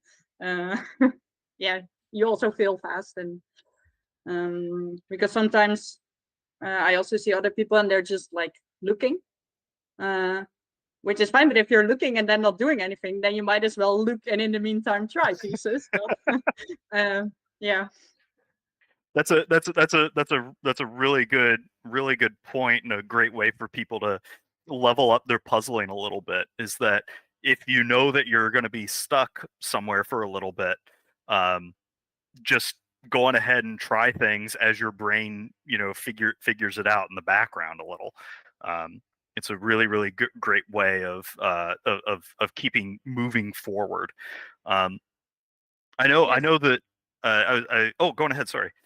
I was going to say, sometimes I hear people, they feel like they should see it, but then it's like, you can try and force yourself to see it, but if you're not seeing it, you might as well just try it. Yeah, well, and there's all sorts of like sort of magic eye situations where you're looking at the pieces one way, but the way that they're spaced or angled, your eye kind of imagines ways for them to connect as they're sitting there. Do you tend to like pick up a specific group of pieces and then put them in place, or do you tend to just pick up a random group of pieces and then figure out where they go after the fact? I think it depends on the puzzle, but for like this kind of sort of busy puzzles, I try to start with like colors or certain things, but at some point I'm just grabbing pieces that I feel like I might know where they go. So I'm just grabbing pieces and I'm like, okay, let's see what I have here. Oh, this one will go there. But not always there's a system. I feel like my subconscious is sort of doing that, and I'm not really in charge of which pieces I grab. You just enter the flow state and let the puzzle do itself. Yeah, yeah. That's really exciting. Are you able to do that on every puzzle, or only on puzzles when you're going really fast, or how when does that come up? I think it's mainly puzzles that have like, yeah, I'm not sure. I was doing a second puzzle right now. I don't think it will work at this one because I'm doing the this one. I'm not sure what it's called. Farm in Sweden, and it Oh, looks like that looks terrible. it does. So it's good practice, I guess. I was talking with someone a couple of days ago, and there's this really interesting overlap between puzzles that people think are really nice and they enjoy doing, and puzzles that everybody agrees are really difficult and they don't want to do, but they do anyway because they think it's good practice. Yeah, I think many people might be disappointed that they've been practicing these difficult puzzles and now the semifinals will have unpublished ones. So it's like you practice the hard ones because they might come up in semifinals, but now, yeah, I'm just really trying to do different puzzles I haven't done before, because that's basically what we'll experience at Worlds as well. Just a new puzzle that you haven't done. So that's what I'm doing. So Yeah. Well, and we also don't know, like, the unpublished puzzles could be something similar to that, and you get the experience there. So sort of like you say, any puzzling is good puzzling, if as long as you're getting the practice in. Do you ever yeah. go back and oh, sorry, didn't mean to interrupt. Go ahead. Oh yeah, and they have these like series, of course. So now you have those Scandinavian places. They're all kind of, well, not all similar, but and you have these postcards, and there's of course types of puzzles. That's always good to practice all these different types. The circular puzzles. Yeah. Do you have do you have there's puzzles that people like, and then there's puzzles that people do very quickly. Do you have a specialty that you're a fan of? Oh, that's that's a difficult question. I don't think always the puzzles I do fastest are not necessarily always the ones I like best, but I really like just colorful, happy puzzles. So usually I like the puzzles Michelle picks out. I think like most of these, I was like, oh, I want to keep them in my collection because they're just so much fun to do. I really like the Seasons tree, which is very different, but it's also kind of nice. These just 4 quarters of the puzzle you can do. So it's, yeah, some circular puzzles I like, some I don't like. So it's, yeah. I don't know what my favorite type of puzzle is. There's too many to pick from. Yeah, yeah. I right now my collection. I'm pretty happy with everything I have. I got rid of the ones I got at the thrift shop and don't really like, so I got rid of those. And now I'm just like, looking at my puzzles and it's like, oh, they're all good. Are you bringing a bunch of puzzles to Worlds to like trade and swap with people? No, not really bringing any, but we did make like had enough room to bring all the puzzles back. Yeah, and there was also I'm excited. Like I heard that you could also buy the puzzles from the other preliminary rounds for not that much, and I also heard about the new puzzle brand from Alejandro. And I was just like, oh, those puzzles look fun as well. So, but yeah, there's a limit. Yeah, we're coming by plane, so there's a limited amount of space we have with already having to get all the puzzles from the 4 of us from just participating back home. So, but we were thinking maybe swapping those because 2 of us are in the same preliminary round. So maybe someone wants to swap our preliminary puzzle with one of the other rounds we don't participate in. So yeah, we'll see. No, it's gonna be. I was joking with somebody a few days ago that maybe the best strategy is to get buy a plane ticket for your puzzles and just duct tape yourself to the top of the plane, so that way you can fit more puzzles in with all of your luggage. I'm not sure that's the safest thing to do, but certainly an option. Yeah, I also heard people going by car who were like, "Oh yeah, we have some space, so if you need your puzzles to go with us, that's fine." But I was like, "Yeah, if we all do that, then even the car won't be big enough." Yeah, so how do you say it? Is it Minika or Minika? Mineke, yeah. Minika, yeah. So she offered that to me as well. So I am reserving a little bit of space in her car. It's going to be the communal donkey getting all the puzzles back to the Netherlands, and then from the Netherlands I have friends who said they could be the postal address in the Netherlands, and they're going to bring it over to Germany for me. But yeah, I can imagine if like 10 people all give her like a couple of bags, that it's going to be just packed to the roof with puzzles. Yeah, definitely. Are you taking part in any of the activities outside of the competitions? Like, are you doing the tours or dinner or quiz? Yeah, we're doing the quiz. I think we were still looking for team members. I think my sister was going to put a post on Instagram, but we haven't done that yet. So if anyone wants to join our team for the quiz, hit me up. But yeah, so we're joining that one, but we arrive on Tuesday, like right before the quiz. So we didn't really have time for the other stuff. And of course, we're joining the world record attempt on Wednesday. So that will be fun. So you'll be part of the Orange Tornado. Yes, definitely. We have our team shirts now, and we made for the teams category, we have orange shirts, of course, and then we have a different color t-shirt for the other categories. Are you doing any special preparation for the Guinness World attempt? No, not yet. I think originally there was a plan to also discuss our strategy beforehand, but we haven't done that yet. Basically, the whole thing we had to do was divide people into teams, because we were gonna join as one team, but then it's from Speed Puzzling Benelux, so it's Belgium, the Netherlands, and Luxembourg. And then we had too many people, so we were like, oh, maybe we can split in a Dutch team and a Belgian team. But then we had to get some more people, and then the Belgium team had to have Belgians. So we had been recruiting some people to join that. So I think most of our time went into just creating two teams and not really any strategy. Well, as fast as you are and several other people on your team, I have no doubt you guys will be able to get in under the wire. Yeah, I'm very curious, but I also really like just to have a chance to already puzzle in the dome and see like the whole area just before having to do all the actual competitions. Oh, yeah, no, that makes sense. You can use it sort of like to scout out the area a little bit and get acclimated to it. Yeah.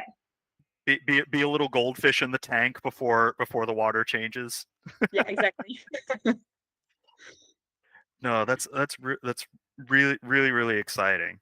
Are you? I think I've asked this before. But are your what are you doing to prepare as an individual versus preparing with your team? Like how different is the process for that? Like if I'm puzzling on my own, sometimes if I puzzle in a pair or something, I really have to puzzle differently, because the way I place my stuff and do everything, I will be very much in the way of other people, and so it's different. Also, I've been puzzling a lot with my boyfriend, so he's not a speed puzzler, but he's sort of been forced to puzzle with me a lot. And he always wants to do like the easy fun parts, and he wants to left the image up straight, so I'm usually upside down, but I'm never upside down in any of the other situations. So in pairs and teams, I'm always having the image up straight. So for me, it's like practicing all the difficult parts and the having to do the hard parts and upside down. So it's good practice. But yeah, so it's very different from when I puzzle on my own. No, that's really cool. And using like your significant other or jignificant other or side piece, whatever phrasing. Some people call them puzz bands, what have you. Using them to help your practice is really cool. Do you find you're slower going upside down than right side up? I think it depends a bit because like when we're we did well, from the summer challenge, the Euro Jigsaw Jam, there was like the 2 puzzles in the box that were very similar. So we did both of them back to back. But one I had it upside down and one my boyfriend had it upside down, but the times were pretty similar. Because like I guess when he has the image up straight, he can do much more than when he is upside down. So like overall, our combined time is still kind of similar. So if I have the image up straight, I need to do more. And if so very different. It doesn't really matter as long as you work together well. I think that's the most important thing for pairs and teams, to communicate, especially with busy puzzles, like tell your team members what you see. We did our team's practice yesterday and we had a very busy puzzle and we just mentioned every weird detail that we see. And then sometimes you're like, oh, I do have something that might fit that description. And then that really helps. Do you ever find that whenever you're calling out like pieces or things that are on a puzzle piece to your team, that the description that you're saying in no way matches what it actually is? Yeah, definitely. I think me and my sister have like very similar ideas and descriptions. So when we describe stuff, we usually understand what the other means, or when we see it, we know that's the piece the other was talking about. But then the other people on the team are like, what are you talking about? So it's really yeah. It's a little bit of a game of telephone in that way, right? Where the thing changes every time it goes through somebody's hands. Yeah, and sometimes like halfway through the puzzle, you find out it was something completely different. But it's like, okay, I'll stick with the original name because now we know that the element is called this way, even though it's something else. Yeah, that's a really good point. Is that if you have your partner or partners all buying into the same idea, you don't have to waste time trying to correct a definition if everybody's all on the same page, right? I think you also have like these party games where you have to like describe stuff or famous people, stuff like that. And also we have the same thing, like we were completely wrong about who a person was, but as long as you commit to who they're supposed to be, then even throughout the rest of the game, if you then have to do a visual description without words, then you can still do the thing you wrongly described before. So with puzzling, it's the exact same way. Just stick to what you said before. I highly recommend a silly game called Space Team, where you have to yell out directions to other people, and the directions sound totally ridiculous. But it's like it's one of the like mobile games on Android and iPhone. It's really silly on that. So what is your big hopes and dreams and goals going into Worlds next week? I would really be excited if we manage to reach the pairs final. I think we've been we created our pairs with the hope that we would both pairs would be equally good and both reach the final. But then when they limited the places in the pairs final, we were very worried. So I will be very happy if we make that.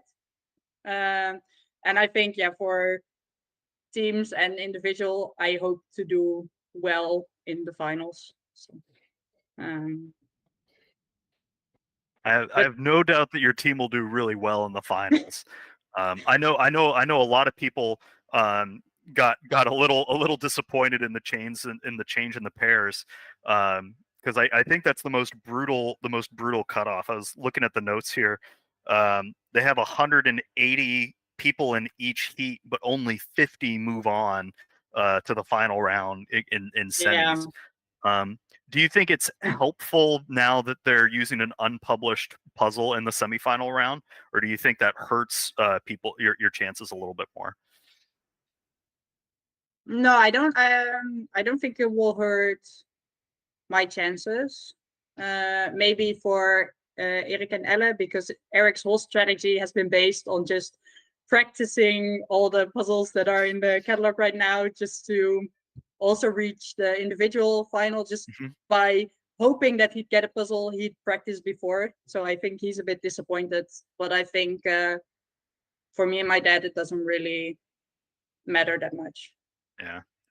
And there is something to be said for, it's nice to get lucky and have something you've seen before to move on to the next.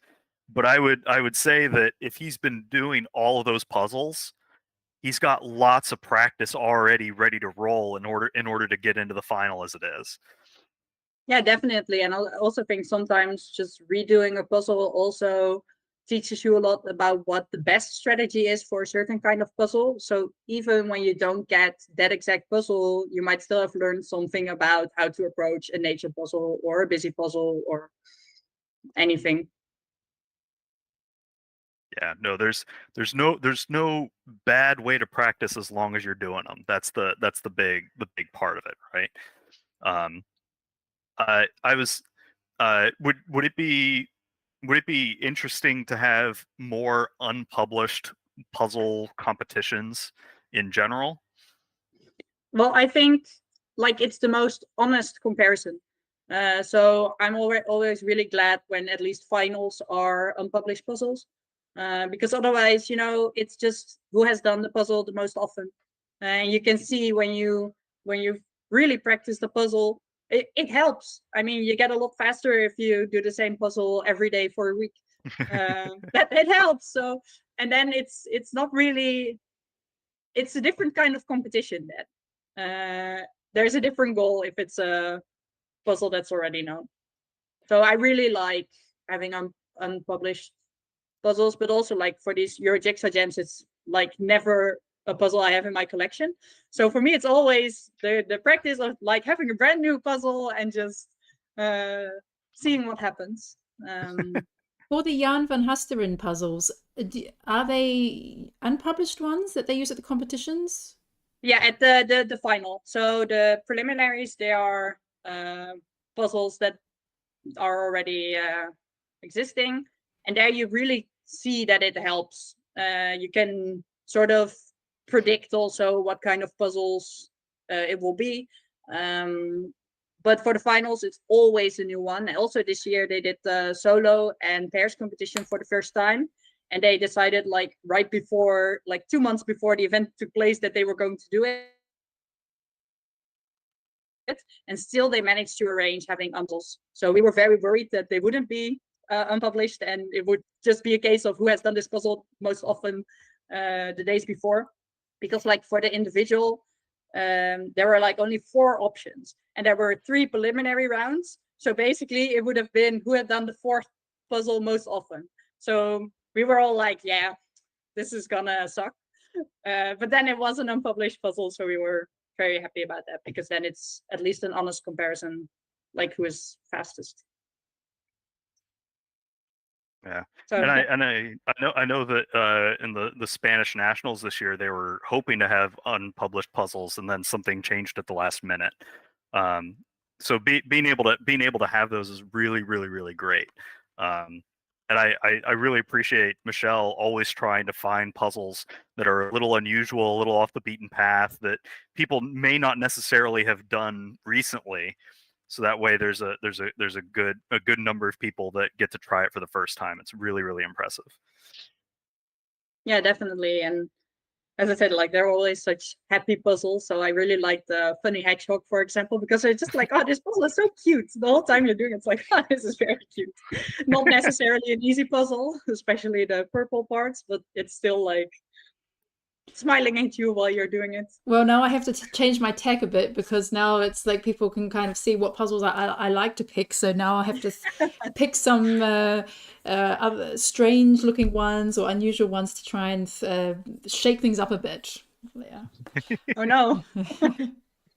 All right. Well, thank you so much, Inga. That was really, really good to talk with you again. And yeah, so excited to see you in your orange shirts. We're going to see them in all the live streams. We're going to know. And there's so many of us who will be cheering on for you and Alan and Eric and your dad.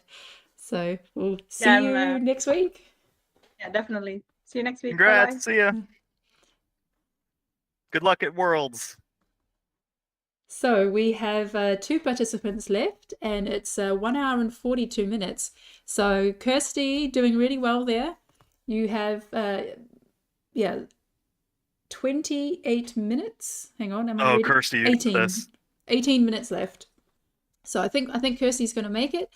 Oscar's also got a lot of the structure done, and yeah, it's just about filling in those gaps. Gonna be able to pull. You're both gonna be able to pull it off. This is a tricky combination of both straightforward flat things and busy stuff. So whatever you see easily, start dropping it in and move on to the next thing. You both got this. Yeah, so I'd like to bring in Susan from Finland. And yeah, hi, Susan. Yes, hello. How was your first competition from the Jigsaw Jam? Yeah, it was really, really exciting. I think I should maybe enhance my lighting situation a bit for the next one because it's getting dark like in the evening. But otherwise, yeah, this was really interesting puzzle. I liked it, and at the same time, it was kind of like too busy for me. But yeah, it was really exciting to be in this competition. So thank you for organizing it. Yeah, you're welcome. So I got the tip from Rika that Susan would be participating tonight and that I should interview her. So how about you introduce yourself and how what your connection is to speed puzzling? Yeah, so hi everyone. I'm Susan, and I guess Rika tipped me because a couple of years ago, like in the Christmas 2021, I got this like idea that I want to compete like this exact like speed puzzling with my friends, and then I had an invitation in my Instagram, and I got I think maybe 11 people who wanted to try this, and then we organized a competition online because it was this COVID era where everyone was just like being at home and wanting to try everything new if someone like gets any ideas. So I kind of I gathered a group of people, and then we had this like we scheduled a date. It was after Christmas, and then everyone bought the same puzzle from a store, and then we didn't have any like online stuff, but we just like took pictures. And at the first competitions, we had this kind of like a monitoring that everyone had to take a picture every hour, and when like the best times were like, I don't know, 2 hours and something, and we were like, oh, these people are so fast, and like they can do these puzzles in 2 hours. And it was also a 500-piece puzzle, and I remember that my first time was something like 3 hours, maybe sharp or something, and I was so like proud of myself that I could do a puzzle in 3 hours. But yeah, we held these like two competitions, and then because there's some like friends who are kind of into like organizational stuff and that kind of stuff. So they this one person checked that there's no like similar like organization, so anyone isn't organizing anything like speed puzzling stuff in Finland. So I sent the local like Ravensburger dealer a message that if they would want to sponsor our competitions. And then we got I think it was the third competition. Then we already got Ravensburger to send us 15 puzzles, and I really appreciate that they were like willing to like sponsor us or help us. And then we had those competitions for maybe 2 years, and then at the same time the whole scene has like exploded. I find that really fascinating. So you basically did speed puzzling competitions before it was a thing, and also like really grassroots level. And how did you connect with each other? Did you find each other on Facebook or Instagram? Well, at first there was just my friends, but then, for example, Riikka, I know her because her friend was one of my friends who were in the competition. Then she heard it from our common friend, and we have this like puzzle flea markets on Facebook and that kind of stuff, and I also posted there my like adverts that I'm hosting this. But also I found some people from Instagram, because quite fast we actually Mari, who was also today competing first time, she was like in the very first competitions, and she told that she had seen a documentary about the world championships or something like that, and then we had that like 1 hour and a half, like the magic timeline, that if someone gets under that, they're gonna be like so good. But then people started to practice as well and do a lot of puzzles, and Oh, that's amazing. And but so there's like an association, like puzzle association in Finland, and they are doing really good job. Like last weekend, like I'm not organizing anything anymore, but I'm just like hosting the kind of like events, and there was like 90 people who signed up, and 83 really like got a result. So it's like huge now, and they are doing really good job in Finland. Yeah, and I mean, Finland is one of the strongest countries going into the Worlds. Yeah. I mean, we have the 2 Emilias, we have Hannah, and then I was looking at some of the registrations for the Worlds, and I saw, there's a 3rd Emilia who came 40 something last year. So she's not on our radar because she hasn't been participating in our competitions, but like 43rd, I think it was, in the final. Like that's not something, I mean, that's someone to keep an eye on. So there's, and of course in our Emilia Eloranta. Yes, I think that was it. Yes. Yeah, she's also in the association, and she has a puzzle shop in Helsinki, and she's also, I think she's also a big kind of influencer because she's telling people to like about the competitions and all that stuff. Yeah. So also like Emilia Lieberman, who has the YouTube puzzle channel. She's also probably a huge influencer in Finnish puzzle scene. So congratulations, Kirsty. Kirsty's just looking for her last piece. Oh, there, she got it. Well done, Kirsty. Oh, excellent. Yeah, so Kirsty made it again under the time limit. Very well done. Susan, so have you been to the Worlds before? Are you going this year? Yeah, I was last year, because when I heard about it, I was like I was really enthusiastic about puzzles last year, and I really wanted to go, and it was a really nice experience. I made it to the semifinals, but then there was this round puzzle, and I just couldn't do it. I've tried it afterwards, and I wasn't even better at home, so that was just like too difficult for me. But yeah, it was really fun, and I'm also going this year with same pairs partner and also the same team. So who's your pairs partner? Netta Laukkanen. She hasn't been in these competitions, but yeah, she's also my friend, like originally, and was in the in the very first competitions. I think she's really practicing now a lot. I haven't been that that good at practicing lately, but it's good that she's practicing a lot.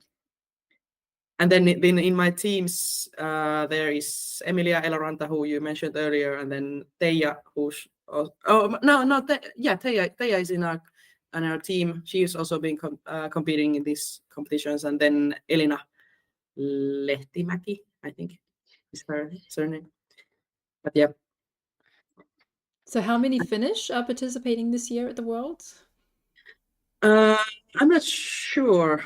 I think it's like maybe 20, 30, something, quite many. Yeah, I'll double check here real quick. Yeah. So but there's also a Oscar, lot of you people have that I don't 7 even know. minutes. Oscar, you have 7 minutes. So you keep on going. Fill in that sky. So You got this. Very close to filling out the trees. Yeah, the trees and the sky you can do.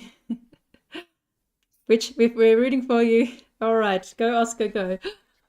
Looks like there's 29 participants from Finland.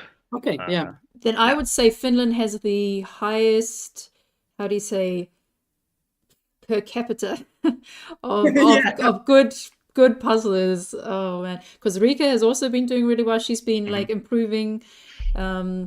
Yeah, and there's, I mean, in the Euro Jigsaw Jam competitions, obviously we have the most the highest number proportionately are always from Germany, but Finland is also very high. Today we had 10 participants from Finland. Yeah, I've been following this Euro Jigsaw Jam for quite a long time, but I hadn't just like taken part. But it was really great to see Hannah win today because she's been doing really like she's always in the really top. But now I think was this her first? No, it was her second win. She just said that she won the first one, but then yeah, great. Yeah, but she's always around top 10, mostly in the top 6. So very, very strong participant. Yeah, so just getting back to the competitions that you organized, at what point did it switch from taking like photos of your progress to then having like an online meetup? Well, actually, it's like it's still kind of that you take the photo, but now you don't we don't have like a hourly monitoring because people are doing it under an hour. But like we have a system that we started in a like similar Google Meet, but I don't actually know why we won't do it like this, that we are online, but probably because I have always also wanted to compete myself. But like especially in the first competitions, but we like start together and then I tell the rules, and we always have a post-it notes where you have to write your name and the symbol of the day. So when you like how you like give your result is that when you are ready, you take a photo with the post-it paper, and then there's your name and then the symbol, for example a star or a triangle or something like that, and then you send it to the person who is taking the results via Facebook Messenger or WhatsApp or something like that, and then the timestamp determines your result. But there's like we always have people coming in with the same minutes, and we had a couple of times when the winner has been like in the same minute, so we've had like shared wins or stuff like that. But I don't know, I think maybe, well, I can tell for the association, but I guess they have also been like thinking that if now when it's like getting more like bigger and more like serious, if they want to change the system, but yeah. But that's what's been working for you. Yeah. I was just gonna say, yeah, it's really exciting that in the last couple of years, it used to be that, there would be, 2-3 minutes between first place, second place, and then another minute and a half, and that minute didn't really make too much of a difference. Now it's getting down to like, the 10-15 second marker. So it's going to be really challenging how everybody starts handling those time splits on the smaller scale. Yeah, that's true. And also like when I was doing today my puzzle, and then you were talking about like people are getting their puzzles ready in a really like there's always this one like hotspot where all the times kind of like get, and then like it's so tight. Well, like if you would be like, I don't know, 50 seconds better, and then it could be like in the worlds, especially if you could like raise a lot of positions, but then if you have like some kind of, if you're stuck with some puzzle piece or something.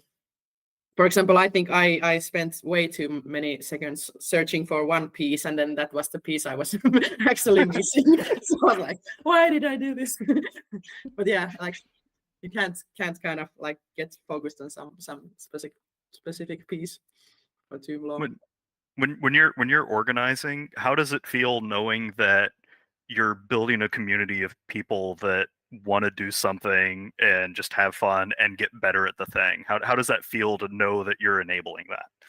Yeah, it has been really fun. Like I think like even though I'm not that good of a puzzler, like I'm okay, but not like really obviously I can see it now, but like it's been like really fun to kind of be part of creating the community in Finland. Like I guess at least it would have been taking longer time for this kind of community to build up if it wasn't for the really first competitions we had.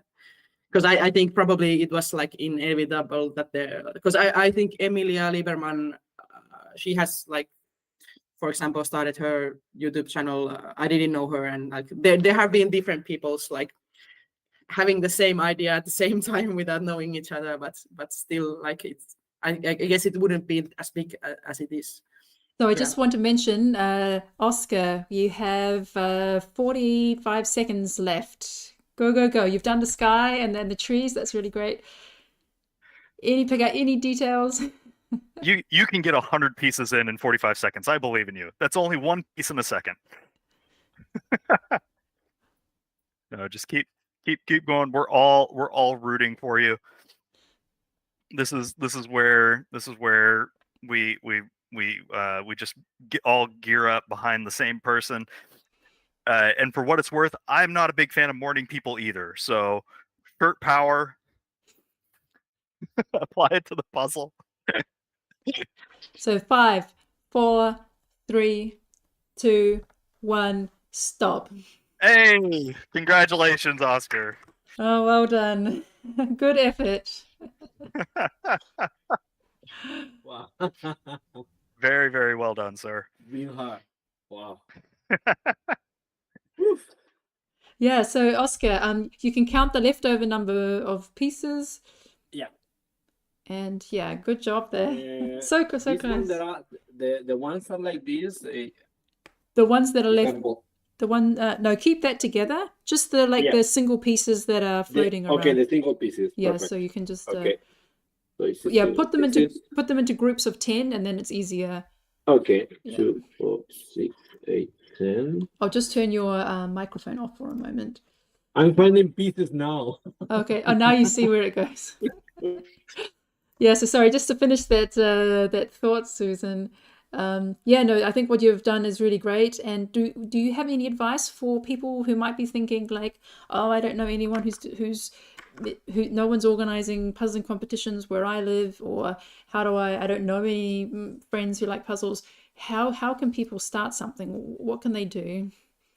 Well, I think, well, how it started with me was that I have quite like a lot of friends who are like always go with my ideas. So that could like help if you have some friends that are willing to try new things. But also probably nowadays when there's like the global kind of communities, because like you could find people from the world's participant lists, or like if you have some people who or know some names who like to do puzzles and that kind of stuff, or like the Facebook groups or stuff like that. And also it doesn't have to be like when I was organizing the competitions, it didn't cost me anything. Like Google Meets, like you can have it for 1 hour for free, and like if you just like tell people to buy the puzzles themselves, and like it doesn't have to involve money or anything. Like we didn't have any, like we didn't collect any like fees for the competitions. And actually nowadays there's like an membership fee for the Finnish association, but then when you pay the membership fee for 1 year, you get the online competitions for free, and then you always get the free puzzle. So I think they have some kind of deal also with the local Ravensburger dealer, so they get that. So you also like just go ahead and ask like different brands. I know that also some people have organized live competitions in Finland, and they have just sent email to different puzzle brands in Finland, and they have had like sponsored puzzles for the competition. So the brands might also be eager to kind of take part in this kind of like a. Yeah, I think that's really good advice, because just start somewhere, and you don't know. I think many puzzle brands would be happy to hear that, you know, some people want to get together and puzzle. Yeah. And I think they really want to reward some initiatives. So yeah, no, that's really great hearing about that and how it got started in Finland. And now we see the fruits. We're going to see the fruits next week. Yeah. I think we're going to get at least one finish in the top 10. So yeah. Definitely. And I think also like I had to add that like this competition is like, it's good to have like really like, I don't know, really professional competitions. And then you can have those like your own like where you don't really like no one is working for it, or like you know, like yeah, you can do both. Yeah. I mean, you can Exactly. there's many forms of an online competition, and just start something. I think that's the message is, you know, Exactly, to all yeah. those out there, like it doesn't have to be the most professional thing. You can just put a picture of the puzzle up and say, hey, everybody buy your own copy. Exactly. Yeah. People can just find it locally in their local shops or from their favorite online store, and just get together and enjoy that puzzle. And so that's That's really true. good. That's true. Yeah. And also like sometimes like in the very first, like my first puzzles what I bought and then I practiced, I used to always write the dates and my time to the back of the box, and then I would like give it to next person, and then they would write their time there in the box. And then I think nowadays there's at least this one game that has kind of circulated in the community, and there's I think at least like, I don't know, 6 people at least who has done it. And then you can also compare your times like that, but also there's this myspeedpuzzling.com or something, like online systems for this, and it's really good that there are like a lot of good innovations in the scene as well.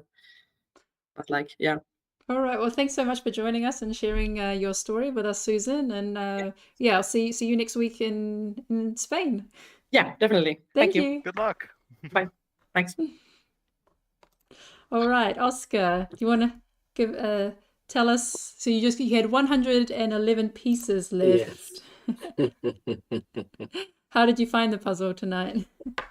Well, I mean, it's not that difficult, but as I was listening all the talk and everything, and I saw it very quickly. It took a lot of time just checking to find the frame. So that's not a good strategy. So I need to change the strategy. But yes, it's quite fun. Is this your first online competition? Yes, indeed. Congratulations! That's awesome. To do a first competition and do all of that, like that's phenomenal. Wow, right? Yes. So I just ended the other week 3,000 puzzle. Was like 30 hours in total. So Awesome. That Yeah, well, is- this is a different, very different type yeah, of it's really puzzling. different. Yeah, absolutely.